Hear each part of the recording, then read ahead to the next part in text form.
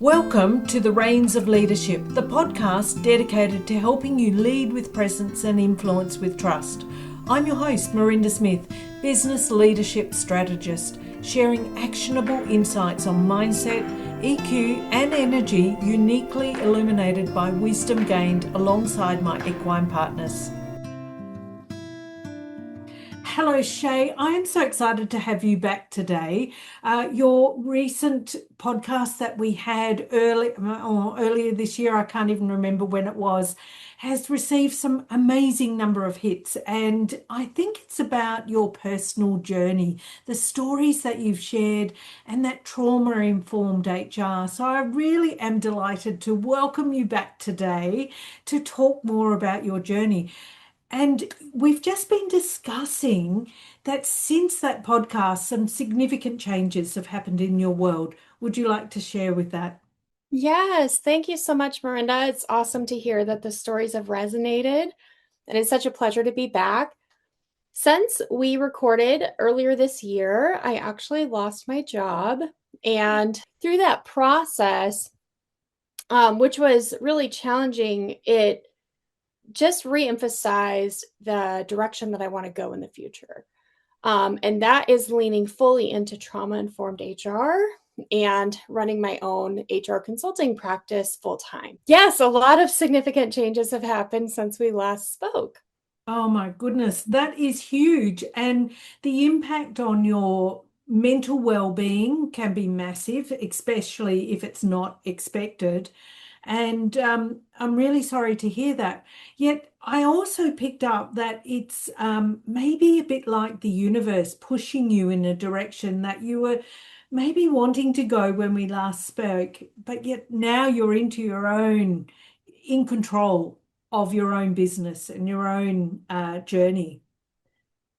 Yeah, that's a really interesting way to look at it because I do feel like, there are forces or I've always just kind of said when you put things out to the universe, it leads you there. I always had really good boundaries around what I was, approved to do versus, the kind of the boundaries with work and teaching and things like that. But it is really exciting to be able to fully speak about my experiences and my story and not have to worry about it impacting my employer brand or anything like that, that it can fully be integrated into my story and my work that I do. And so yeah, that's really exciting. And it does kind of feel like I'm heading into that purpose that maybe I was brought here for, on this earth. Fantastic. And I love that. I loved your turnaround. And it's so true because I have my own business. And so when you're an employee, you have to consider what you do and the impact it has on the employer.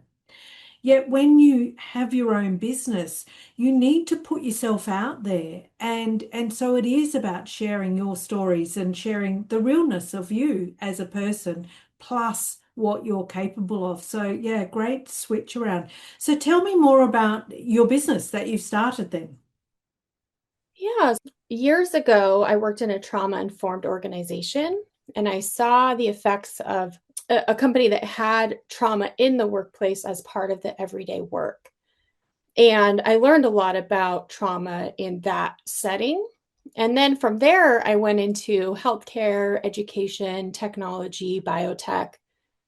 And I really started to connect the dots that these same human elements play out in any workplace because we're all human and we bring our own histories.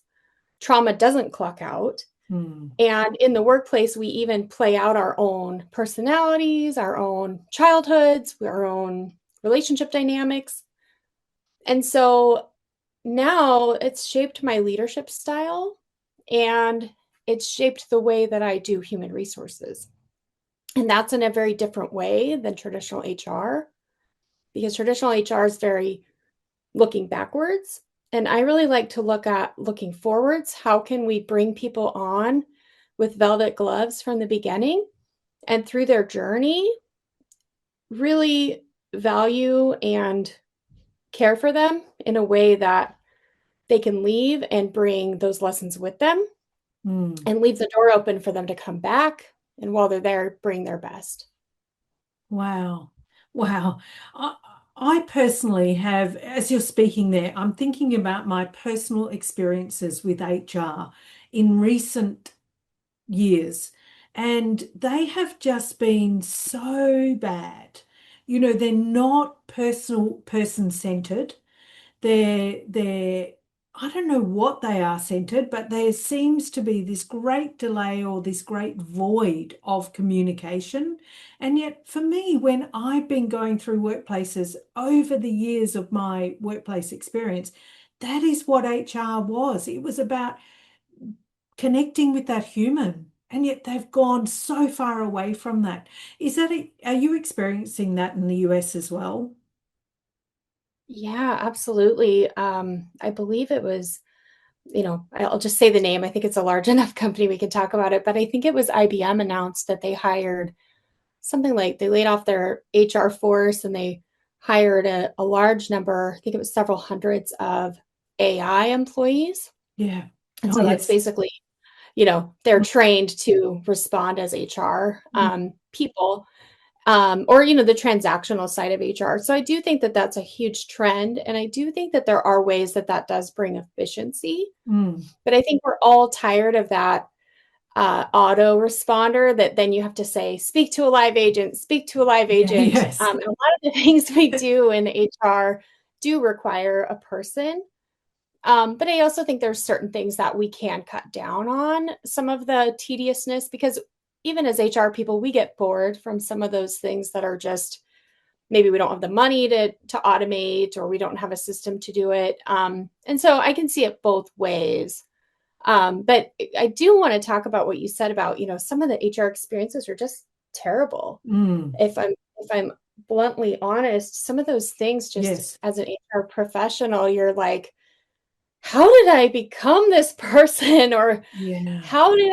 this isn't what I went to school for. And especially in the beginning, because at least my degree program was very theoretical and it wasn't it didn't prepare me for certain situations. Like when someone comes to you and, you're a young person and these people come into your office and they're telling you about really challenging life experiences, like their wife being diagnosed with cancer Mm. or the death of a loved one. And you're going, I only know how to deal with this at church, or Yeah, yeah. I've never dealt with this in the workplace before. 2020 was a rude awakening in terms of wellness checks on employees. Yes. Um, and I was definitely involved in a few where we didn't make it in time, and that wrecks you. Mm. Um, and uh, we need to do better to prepare managers. We need to do better to prepare HR professionals.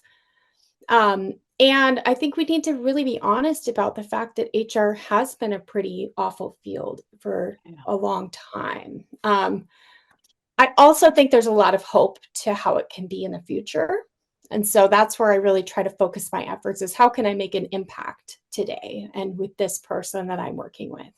Yeah, huge. So do you mainly speak with HR professionals, or are you working with organizations in a broad sense and the leadership level?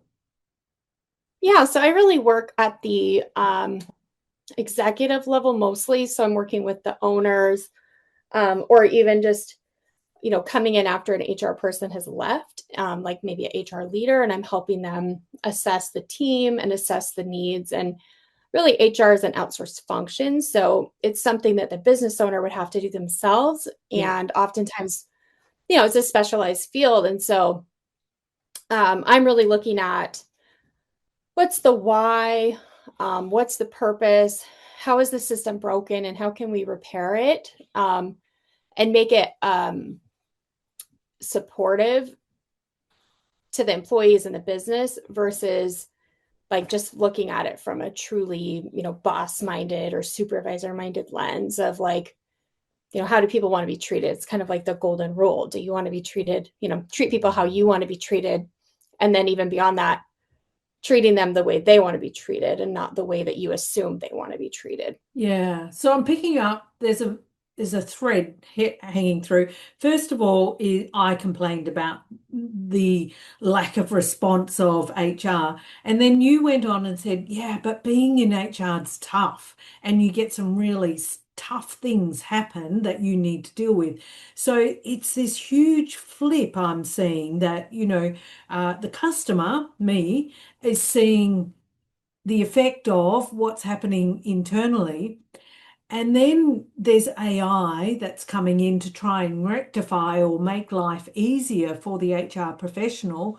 And then it's about seeing it from both sides. So that's what I'm hearing. What does the customer want and how can we make the role of the HR professional not easier, but more streamlined, more predictable to help them. And then for the employees, and I think what I heard was for the employees, they want that predictability as well, so then they can perform their roles.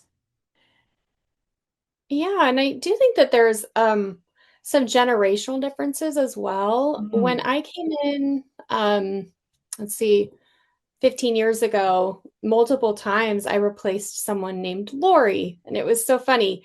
I was like, they're all named Lori, and they're all like the same about age and the same personality type in a way. They were very strict, very not touchy-feely, not like empathetic, yeah, which is interesting because now people will sometimes say like HR's, too feminized, or it's the party planning committee.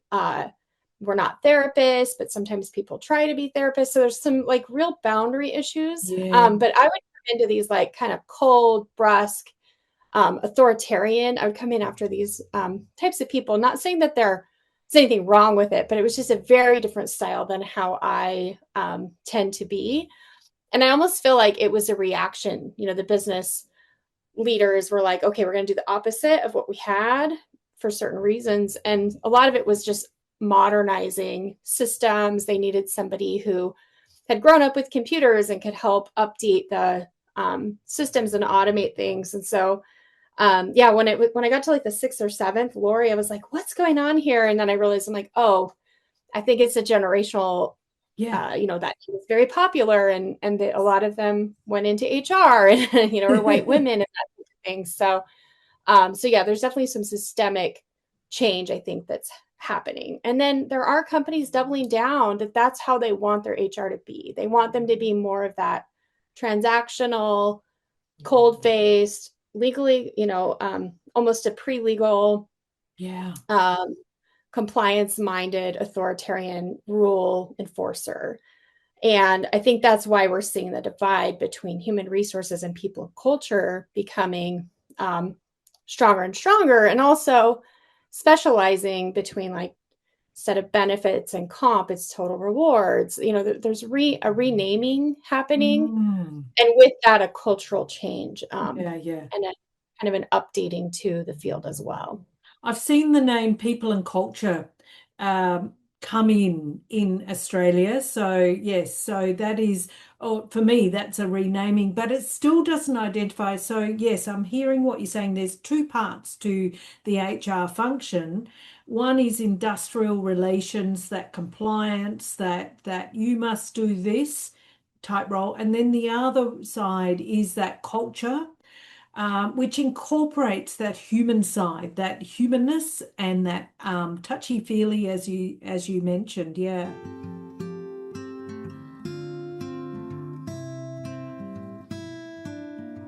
Yeah, and it's interesting when I was in, let's see, this was, earlier in my career again. I listened to a CEO of a people-centered bank, and he was pretty dynamic, and he shared just the ways that he came in and renamed departments to help them. And I just remember it was very groundbreaking to hear him say that Mm. he had renamed HR people and culture. That was the first time I had heard that. And I can't remember what the other departments, how he had renamed them as well. But it's really about what he wanted them to focus on at the core. Mm. And so, yeah, so I think there's still a lot of change happening rapidly. And then of course, we're all responding to those outside influences that we have to, and I also realized, based on my own stories that I shared in the past episode, I realized some of this is my own trauma responses. Some of this is my own, you know, internal dynamics and things. But I've really seen, now that I've been in the field 15 years or more, that what I'm looking at is how do we avoid those long-term, really nasty conflicts? How do we get people loving their job, bringing their best, and wanting to stay? We're reducing turnover. We're increasing retention. We're getting people feeling like they've made it in their careers, and in that the business does well. And Yeah, fantastic. And that's what we want. We want yes, exactly, that moving forward and keeping the staff and having that longevity of the staff. You talked about your own trauma, and I can imagine that the being let go by an organization could have been quite triggering for you. Would you like to share anything around that? yeah, I think that earlier in my career, this would have been really challenging, or earlier in, even just a few years ago, I would have really taken it personal, and I Mm, would have really had to rehash every detail with everyone I saw, and just really needed to speak about the injustice of it. yeah, But I think at this point, where I'm, where I've done a lot of work on myself and looking at where I'm accountable for different things that happen, and just realizing like drama triangles that play out in the workplace and ways that we all kind of fend for ourselves in a way. I can yeah, see that, sometimes there is no fault. Sometimes it's just something that's gone wrong in that dynamic, and seeing it as a blessing that now I know, and I didn't need to stay there to continue contributing to that cycle, beautiful. which would have ended up very toxic in the long Yeah. run. I experienced that drama triangle. I've taken on a short-term contract for training students and training them to become trainers and assessors. And for one cohort that I've got, they're in the same workplace. And if they when they get together and they communicate, that drama triangle plays at that blaming of the tool that and the work they have to do, the shaming of whatever, and that denial of I'm not, this isn't my role, and then those stories, and they get bigger and better. And I know yesterday I connected with them online, and I'm going, to support them on their journey to submit their evidence. And they were making up this huge story. And I remember just going back to them, come on, let's go back to the beginning. Let's look at what are the requirements are. And they're going, oh, it's that easy. And I'm like, yes. So what stories have you been telling yourself? And they'd created this huge drama in just being together. So yes, that is common workplace dynamics, as you say. Yeah, it's so interesting. I found this book called A Game-Free Life, and I didn't realize, after reading that, now I can identify games, and they're people don't even realize they're playing games. But Yeah. being able to identify those games and which role you're playing can help you stop playing those games, stop choosing people that repeat those games, because we really do choose those people that make us feel safe by repeating past relationships that we've had. Mm. And I'm probably only not even, I don't know, not even halfway through the book, but I've already learned so much about it. And now I go back to past relationships I've had, or I, run into the people again, and I'm like, oh wow, like these are games that I would have played in the past. And Yeah. Yeah. so I'm really excited about being able to bring some of that into my theory now. Nice. Sounds amazing. And it's so true. We do play these games and we get brought in by the people, the stories that they're making when, you're in the workplace. And if you can't differentiate yourself from that and go, well, what is my role here? And do I have a part to play? Then you're going to get drawn in and get put into that cycle as well. So well done, you. Now, I did notice on Instagram, because I follow you on Instagram, that you've been out horse riding recently. Yes, that was one blessing in disguise of being let go at the beginning of October is that um, my mom and my sister, when I called them, they said, "Oh, perfect, you can come with us." And my dad was going hunting with his brother, and so they had this little mother-daughter get together. And I said, "Well, why don't I look and see if we can ride horses one of those days?" And so put up a little ad on Facebook, and a woman reached out and she was like, "Come ride with us." And we showed up, and she had, I think, gosh, I feel like we had about 9 horses with us. And it was my niece's one of her first, well, it was actually her first time where she got to canter on a horse Oh, and wow. really get to play around. Speaking of games, get to do some of the gaming and like the barrel racing and things like Oh, that. wow. And we got to go through the river. It was just a really great bonding experience. And yeah, it was just such a beautiful fall day as well. And it's beautiful to be out in the open air. And I know when I used to do equine assisted learning, that was one of the biggest things that people took away was just being in the peace and quiet of, so you're on the horse, but it's peaceful because you're in on country. Yeah. Mm. Mm. Well, we always had a saying growing up that like it was kind of like, oh, horses. There's always something that goes wrong with horses, right? It's like Yeah. someone forgets a bridle or this happens or someone falls off. There's always something, and this time there wasn't. There was a woman that did fall off and get injured.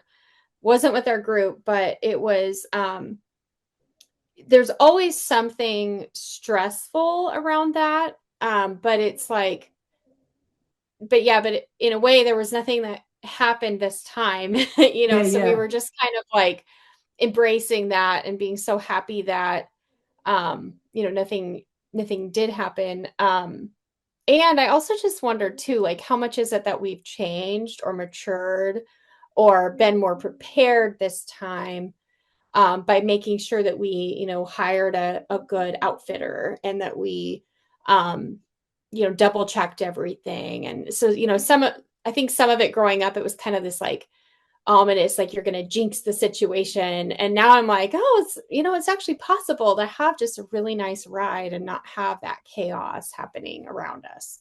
Yeah, wow. That's really interesting. That is your experience. And because I don't see riding as chaos at all. Um, yeah. So it's you're just telling your story as it is has been shaped through your life. So an interesting experience.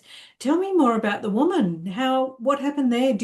Was she part of your group or was she off to the side? We Yeah, so she came along with us and was I mean she was this fierce woman, fierce badass woman. She had a 3-year-old, I think she's in her 70s. She had a 3-year-old Icelandic, if I remember right, type horse. Yeah, And just as we were all cantering up the hill, the horse I think it was maybe a little bit of a jump for the little horse. And yeah. so I came up right as the horse's hooves appeared to hit her in the chest on the Oh, ground. oh gosh. And so yeah, so we ended up, having to get her taken off to the ambulance. Yes. And then I mean, we were just so worried about her and, got her horses back to her truck so they could, wait. And then one of the woman that was our outfitter, her son came and helped get her off to her husband so he could get her off to the ER. And so, yeah, we were, very worried about her. And I think that, part of what made it not chaotic this Yeah. time is that in the beginning, we did start all kind of getting in there, shouting, trying to take the lead, Ah, and the outfitter was really great to be like, everyone stop, I'm the leader. And we all just kind of followed in line and let her lead. And yeah. so, that was something that I think really made a difference. Cause like, as I was telling you last time, like my uncles would all kind of have this like battle of like who's in charge, and we'd all kind of be, like, I just think that it's a real testament to the fact that you can learn and you can change. And I love that. And I was thinking as you were talking then, how often does that play out in the workplace where people are going, I'm the leader, I know what's doing, and there's just chaos as you were mhm. talking about. And yet one person stood up and stepped up and she said, no, I'm the leader for this. And then all of you were able to just go, okay, I can follow. And Yeah. and that's fine. Yeah, and I think it really spoke to different hierarchies because we can assume, like in my family, this woman's injured, it's an emergency. We immediately turn to my sister. My sister's a nurse. She needs to get in there and do an assessment. Yeah. But my sister doesn't know the woman. So that could be not safe either. Yeah. Like in some ways that's not safe. But the woman that was in charge, I don't know I think she may actually, now that I think about it, I think she may actually work in the healthcare field, right? But Okay. we didn't even know that. Mm. So, so it's kind of like, it's interesting how dynamics shift with a different group, or with even one person added can make an entire shift to that group's Mm. dynamic. My in that my mom wasn't the leader, my sister was the leader of her daughter. I could be the leader because I'm also in charge sometimes, right? So it's like, but that specific group, we all were there from one lady, and that lady took charge, and we Yeah. all just learned to let go of that control. And in a workplace, you may not get that No, benefit. I'm Different thinking groups, that. Mm.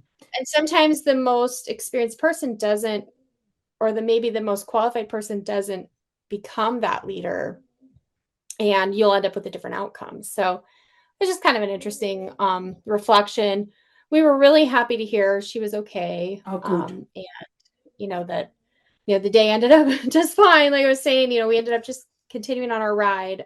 But we just had a beautiful day. But yeah, there is always something that you have to work through, some challenge, and having the right people can really make a difference. Yeah, absolutely.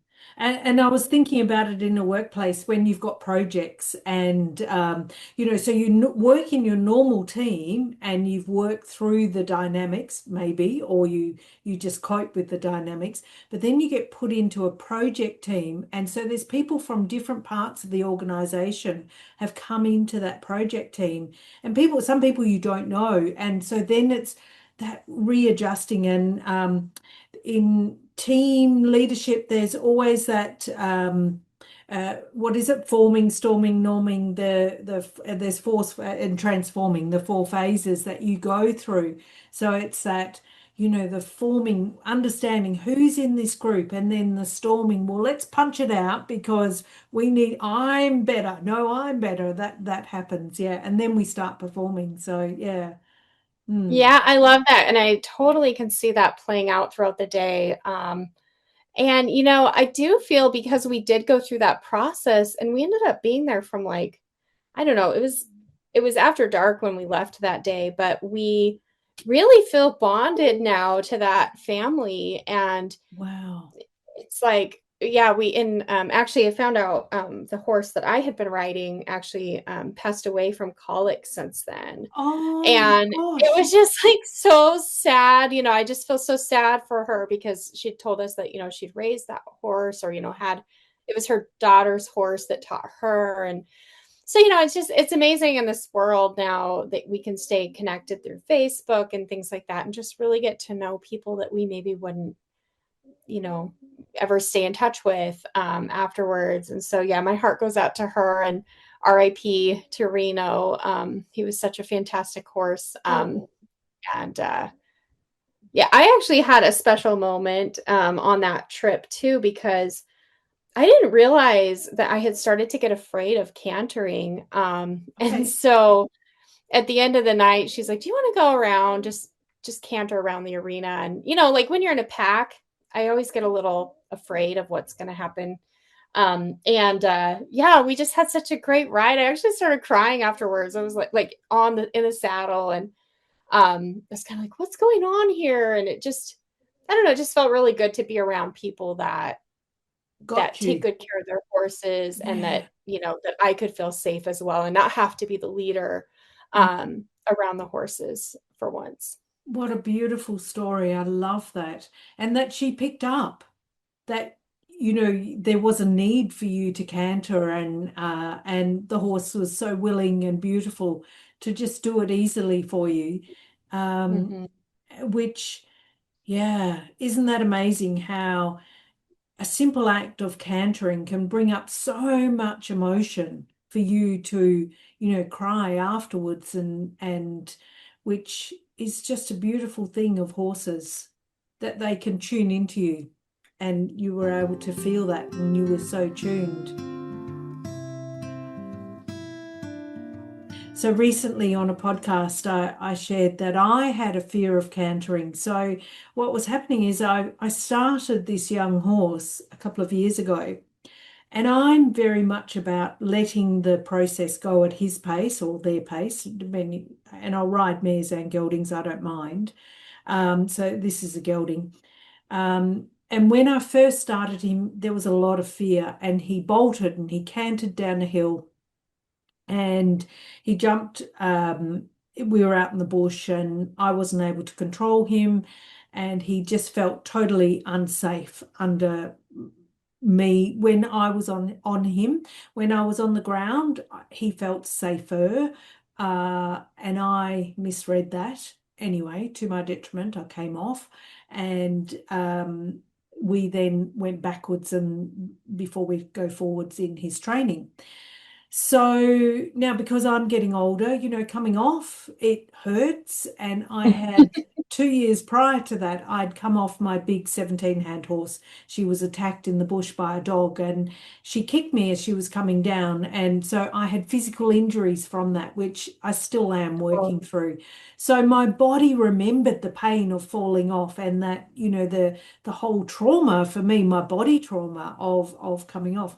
And so when I came off him, it was easy. He found the most beautiful, soft, leafy place for me to fall into, and I wasn't damaged at all, but it was the memory of that coming off.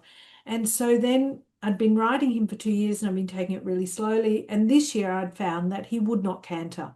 And it didn't matter mm, what I did, he would not canter. And it wasn't until a few months ago that I realized that I was the one that was stopping him. mm, And I was actually in a dressage arena with my instructor, and she's going, "Kick him on, canter, canter." And so we're cantering, and he's cantering beautifully. He's a little, well, gypsy cob cross. So he's really cute and soft and square and, just gorgeous and really comfortable and smooth to ride. And she's going, "Make him gallop." And I'm going, "No." She's going, "Make him gallop." I'm going, "No." And that fear was coming up with me. And I went, "Oh my God." I came back from that experience and I went, "Whoo, I am the one stopping him."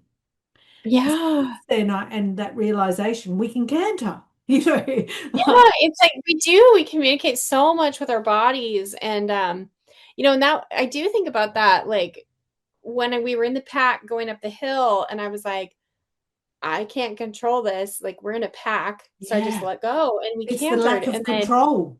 yeah. And then later I was like, well, I don't know. I don't know. And we were like herding cows. I mean, we did everything that day. And then later, we're in the arena, and I do think he could sense me saying, "Oh, I don't know. I don't know." Yeah.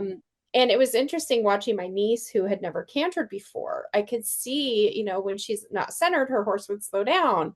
Like, they're so intuitive. They really listen to us more And that was another thing. This woman's horses were so well trained. They didn't need much, guidance on their, bits and things like that. Mm. But yeah, they were just very in tune with our body language. And we actually commented afterwards because she'd warned us, like, you might be sore.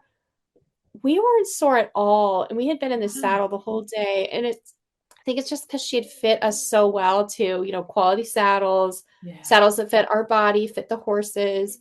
But yeah, it is funny how our bodies keep the score Yes. on, what's happened in the past. And I think the horses do too. Yeah, absolutely.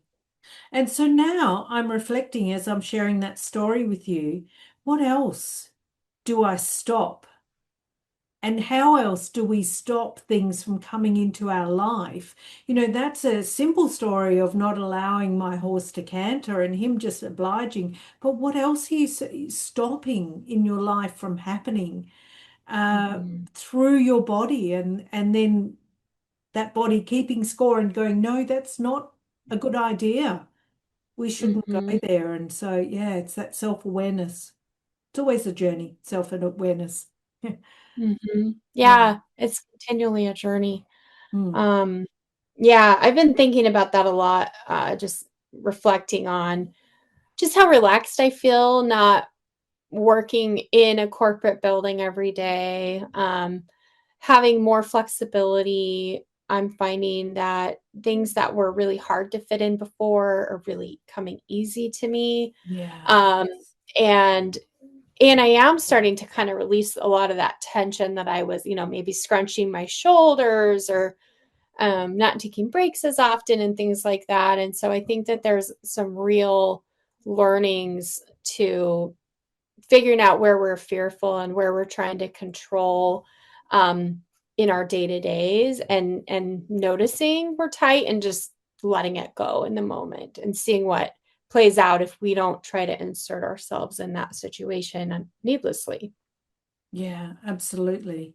And so often, um, leaders have so much that they are carrying. There's the business protocols, the legislation, there's the people, there's whatever they do in their business, getting the sales, the marketing, and they've got to spread themselves so thin that they're just juggling balls all day, every day. And to be able to stop and pause and just notice, even, like you just said, the tension in your shoulders. Well, why is there tension?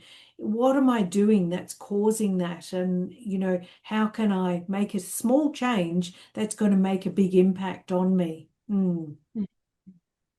And I was reading this book, I think it's called Becoming, but anyway, it talked about where is the fear. Yeah, And it had like a 30-day, and it was like each day had a different challenge, but the very first one was about fear.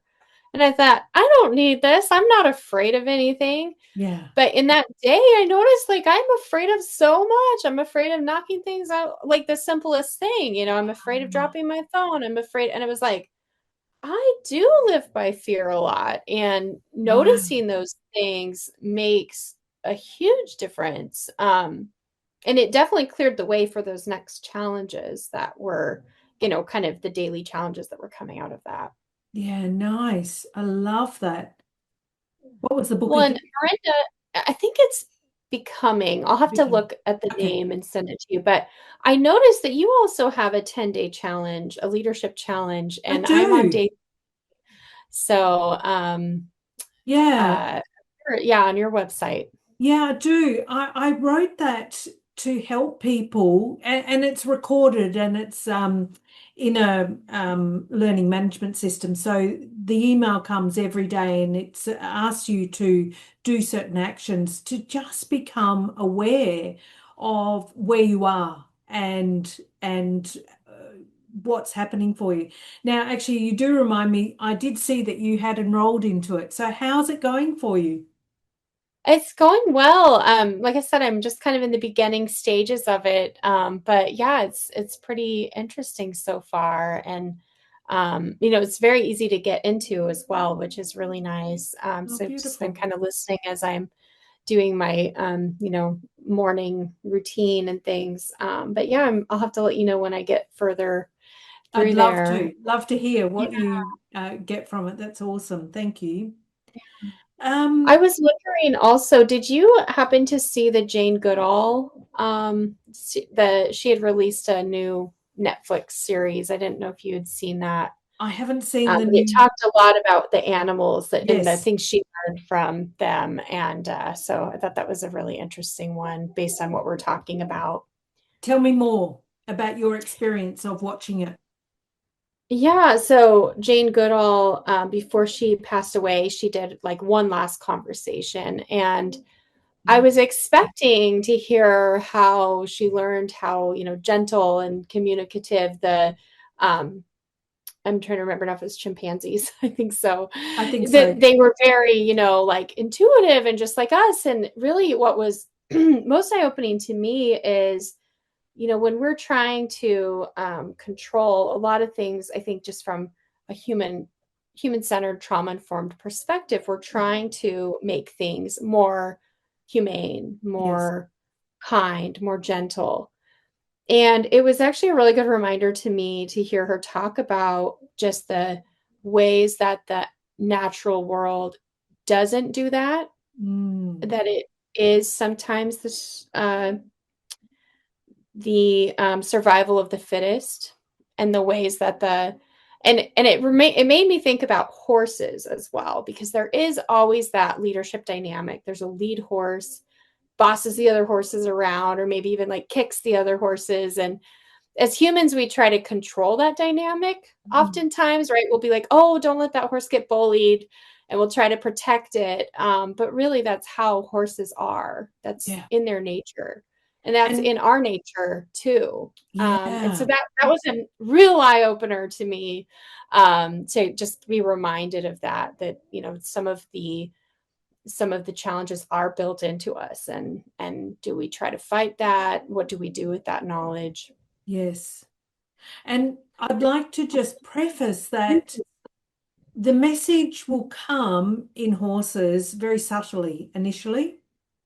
And, it will be like a head tilt or lift or an ear twist or so there is always a small cue up front, and it may come again, and then it's like, no, I'm going to really tell you now, and it's either with teeth or with the hind legs. So either one or two of them, and they really get their message across. They are determined to, if someone's not listening to them, because there are the horses that are just so oblivious of those subtle cues, like humans. And I can see you laughing, and I'm figuring some humans like that just go Yeah. through life without picking up on those subtle cues that are coming to them.